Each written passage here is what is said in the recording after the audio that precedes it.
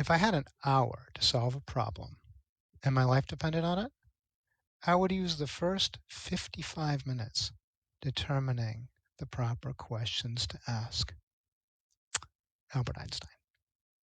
I think what Einstein might have meant by this was if he wasn't careful, a question worded wrongly could take him in the wrong direction.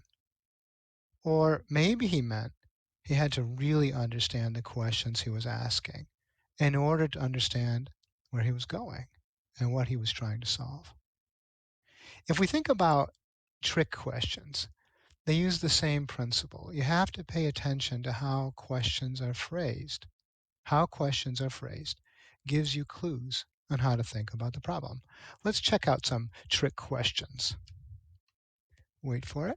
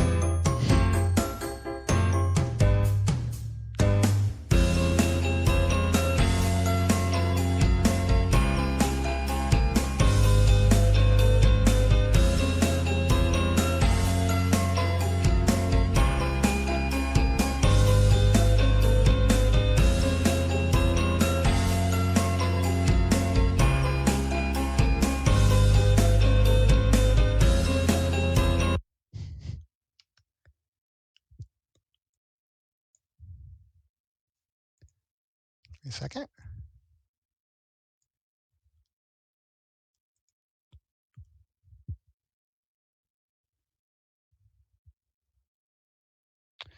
So speaking of questions, I was looking at your Be the Change research logs last week.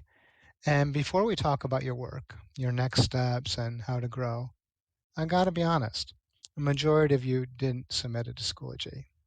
So what I'd like you to do right now is, in the chat box, tell me what group you're in, how far along you are on your research log. Are you in group A? You've chosen a topic, but are still working on the questions. Are you in group B? You wrote your questions, but you're working on finding evidence. Are you in group C? You've gathered evidence and are working on what the evidence shows. Are you in group D? You have plenty of evidence and analysis, but aren't clear about your focus. I'll pause the video here for you to chat where you are in your research, group A, B, C, or D. Go ahead, chat away. Thanks, that was helpful. Now, let me share with you what I've noticed and our next steps for learning. Even though people belong to different groups in terms of how much you've gotten done, almost all of you had a challenge with asking questions. Let me explain what I mean by that. I'm really proud of how many of you went right to level 3 questions. I'd asked you to do that, but I realize there's a puzzle piece that we're missing. Remember from a few weeks ago when we started our research unit, what we defined research as? Well, we defined it as something we do in order to find out things in a systematic way in order to increase our knowledge.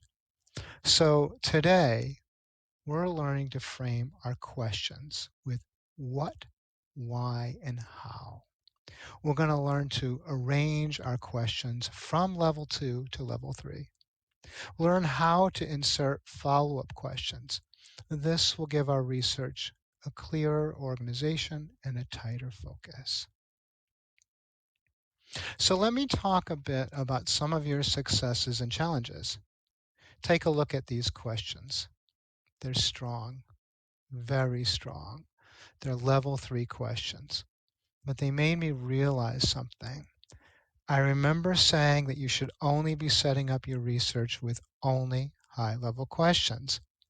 Now, looking at your research logs, I learned something as a teacher. These questions, for example, go deep, fast, maybe too fast. The danger for this student is, as she researches, she might get lost in some really deep issues without first establishing the basics, the background. She can get easily lost in a rabbit hole of important arguments and information, and then she won't know how to construct her evidence in an easier to understand sequence. This particular student might need to build in some level 2 questions to go to the deeper place. Now, check out this set of questions. They're also strong and for the same reason. They're high-level questions. But these questions, excuse me, focus only on the effects of women playing pro soccer. I can imagine these questions forming the heart of the student's project. But now I wonder, how is this student going to introduce her topic and why these issues are even important? And what about these? I think these are cool questions. I think they're about comparing the popularity of women's sports to men's sports, but I'm not 100% certain.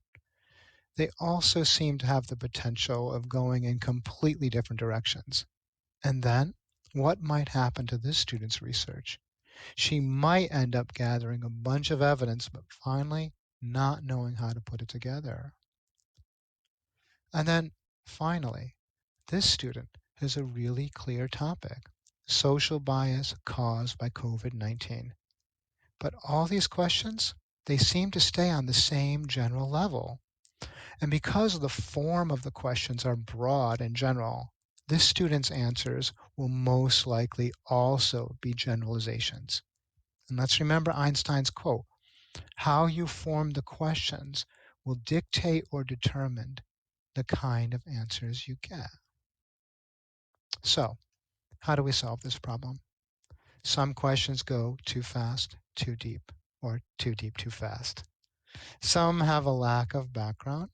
Some go in different directions without a clear focus, and some are formed in ways that will give incomplete answers. Let's take a look at another video. Wait for it.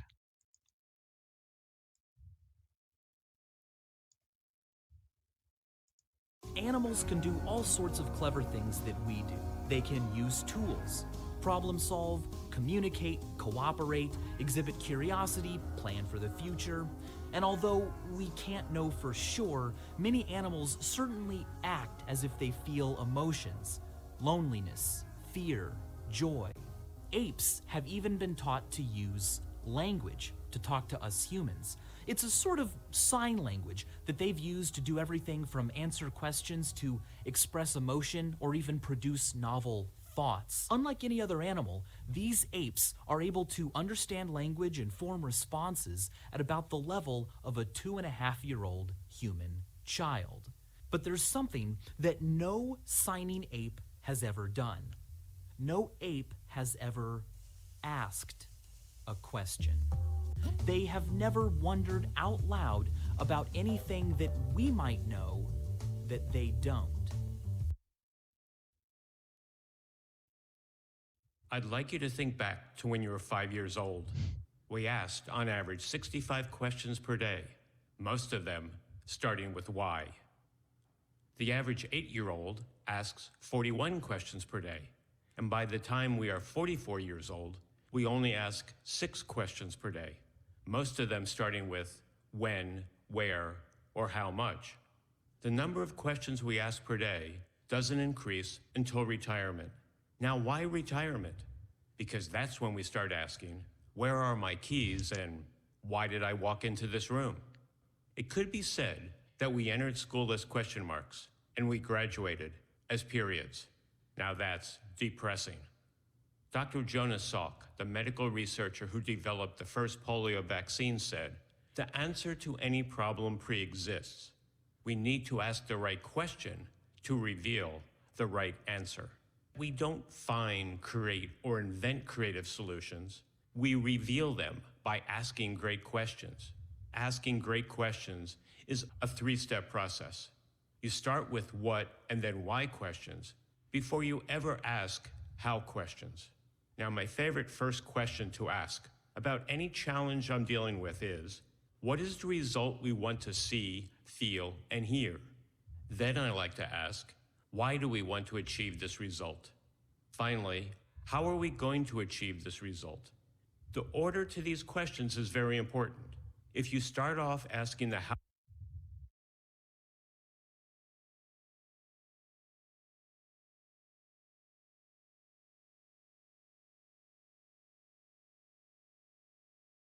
how questions before thoroughly defining your challenge with the what and why questions, you just be coming up with solutions in regard to a very ill-defined problem, which of course is not the best flow for problem solving. Challenge your friends by asking, who raised the best question in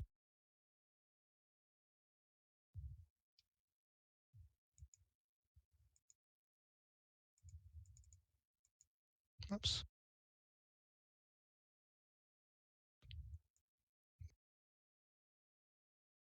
that's fine. Let's go back here. Give it a second.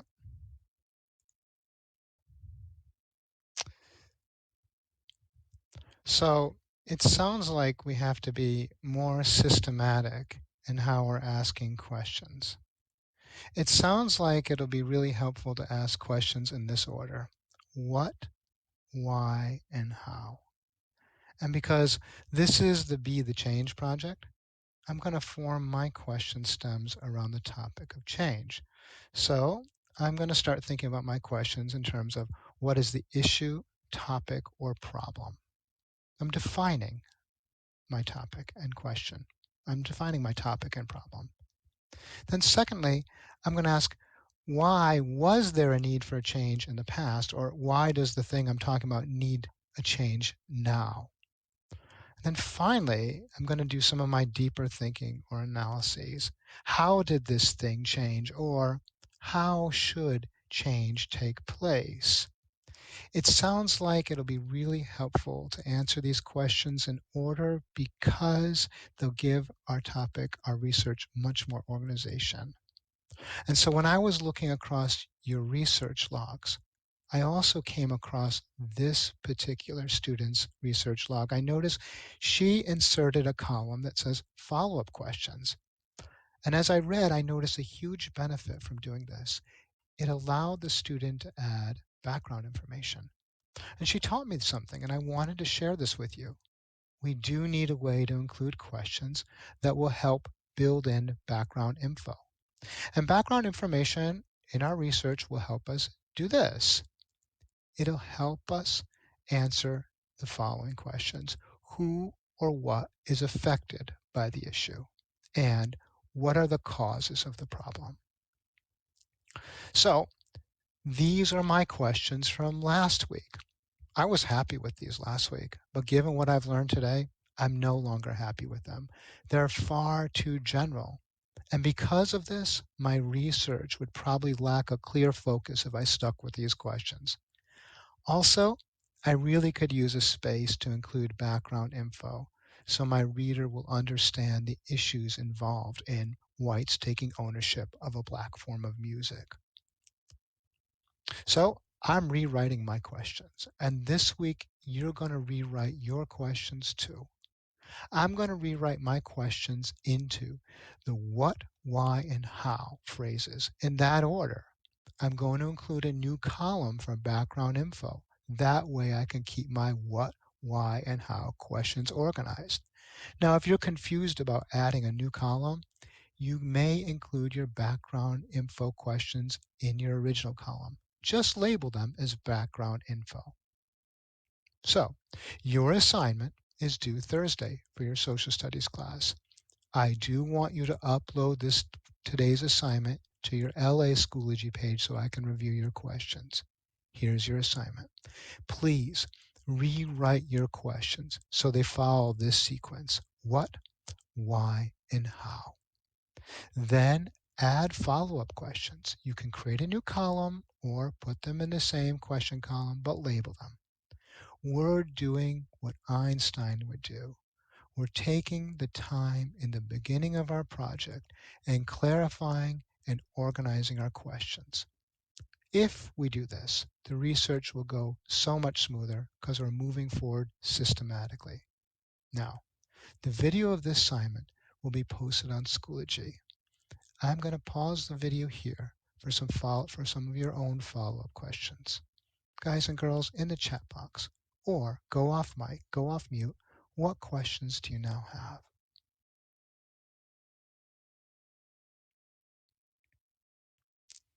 Now, if questions come to mind later, feel free to send me a message.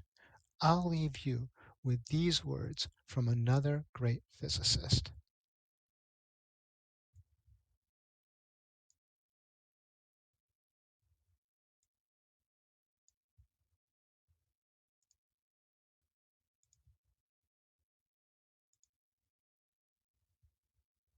Wait for it.